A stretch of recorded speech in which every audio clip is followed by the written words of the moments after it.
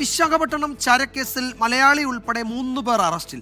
കൊച്ചിയിൽ നിന്നാണ് മലയാളിയായ പി അഭിലാഷിനെ NIA സംഘം അറസ്റ്റ് ചെയ്തത്. നാവികസേന രഹസ്യങ്ങൾ പാകിസ്ഥാൻ ചാരസംഘടനയ്ക്ക് ചോർത്തി നൽകിയ കേസിലാണ് നടപടി. കൊച്ചിയിൽ നിന്ന് അഭിലാഷ് പിയെ, കർണാടകയിലെ കാർവാറിൽ നിന്ന് വേദൻ ലക്ഷ്മൺ ടണ്ടേൽ, അക്ഷയ് രവി നായിക് എന്നിവരാണ് അറസ്റ്റിലായത്. 3 പേരും സോഷ്യൽ മീഡിയയിലൂടെ പാകിസ്ഥാൻ ചാരസംഘടനയുമായി ബന്ധപ്പെട്ടിരുന്നു. നാവികാസ്ഥാനത്തെ സുപ്രധാന വിവരങ്ങൾ പാകിസ്ഥാൻ ചാരസംഘടനയായ ഇന്റർ സർവീസസ് ഇന്റലിജൻസിന് പ്രതികൾ ചോർത്തി നൽകി. നാവികസേനയുടെ പ്രതിരോധ വിവരങ്ങളടക്കം പ്രതികൾ ചോർത്തി നൽകിയെന്നാണ് NIAയുടെ കണ്ടെത്തൽ. ഇതിന് പ്രതിഫലമായി പണം കൈപ്പറ്റിയതായും NIA കണ്ടെത്തി. അറസ്റ്റിലായ PA അഭിലാഷിനെ അന്വേഷണ സംഘം നേരത്തെയും ചോദ്യം ചെയ്തിരുന്നു. ഇതുവരെ കേസിൽ 8 പേരെ അന്വേഷണ സംഘം അറസ്റ്റ് ചെയ്തു.